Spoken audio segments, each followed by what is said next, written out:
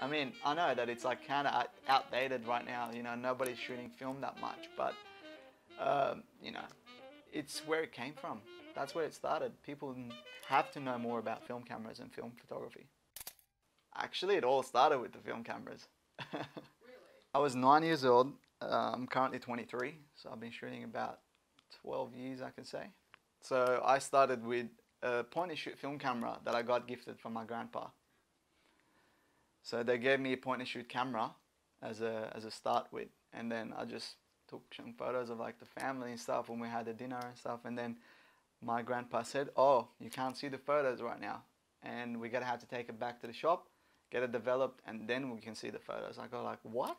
This is kind of crazy," because we were living in like the 2000s, and then the digital cameras were around. It was a first experience. We went to the shops, and then we gave the film back, and the guy said, "Oh, it's gonna be ready in about 2 weeks." 2 weeks. I had to wait for my film to be done for 2 weeks. I was so excited about it, and when I saw the photos, it was kind of disappointing at first because I didn't know how to use the camera. I only got like maybe 1 or 2 shots that were good, and that made me so interested in it, and I got another film and I started shooting again.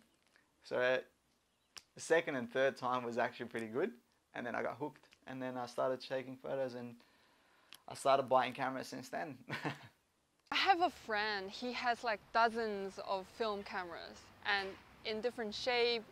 It's really, okay, so he took a photo of me using film camera, and I was like, oh, this is so pretty. I want to get one for myself too. And then that's how I first got into this.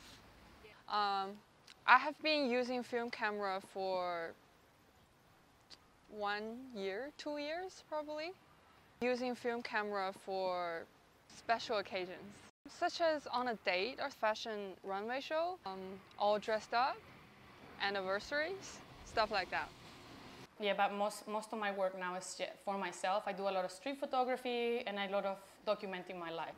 I had a friend that lent me his camera, and he had a film camera, and he said, look, use my film camera and see how you feel afterwards. Because I was like, look, I really need to like stop. I'm up to here with digital, I can't do it again.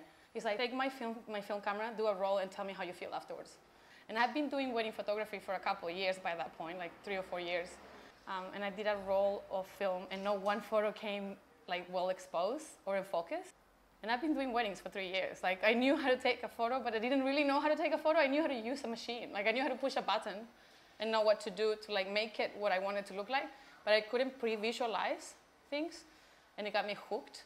The whole like, oh wait, I don't know what I'm doing. I was like, wait a second, like, am I taking the photos, or is the camera taking the photos for me? Like, you know what I mean? Where is the creativity coming from?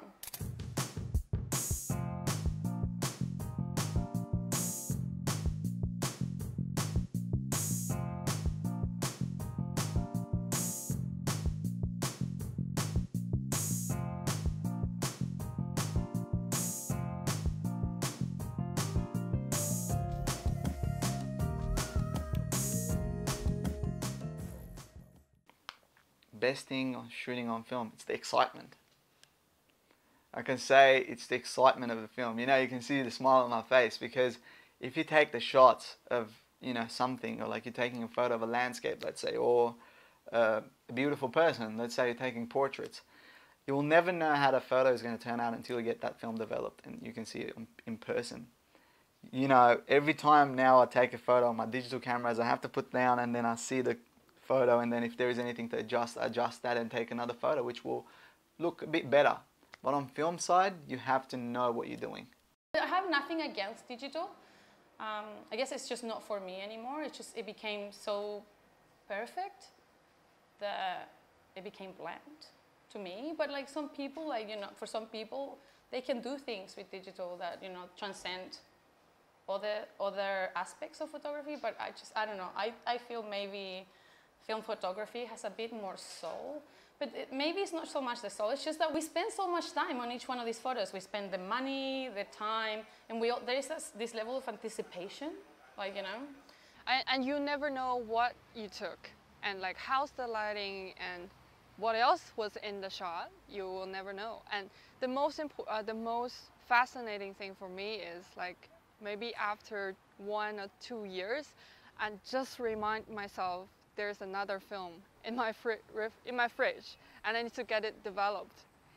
And this all of a sudden, the memory just rushing back, that's the best.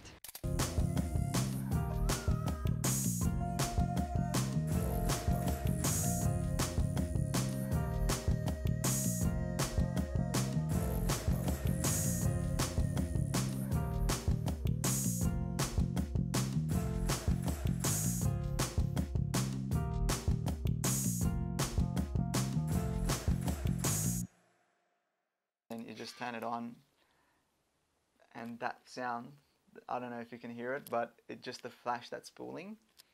That's the best sound that you ever see, like ever hear.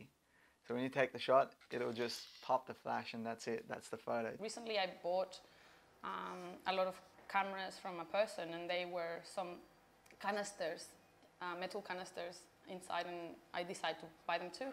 And inside there was some film, and they're photographs of Sydney of over 100 years old when the bridge was being built. Some of them were, I think that maybe they were going on a cruise somewhere, and they were on a boat. A couple of the rolls you can see a plane, and I think maybe they're going to Samoa or maybe Indonesia. And yeah, maybe the people that had this, took these rolls were like quite wealthy as well, because they could travel. And there's a lovely lady in the obviously it's the husband that's been taking photos of her, and you can see the way she looks at him when he's taking the photos. You wonder who these people are. I wonder, who are they? I developed them and I scanned them and I have them at home now, and yeah, to me they're like very precious. They're like a little capsule, like a time capsule,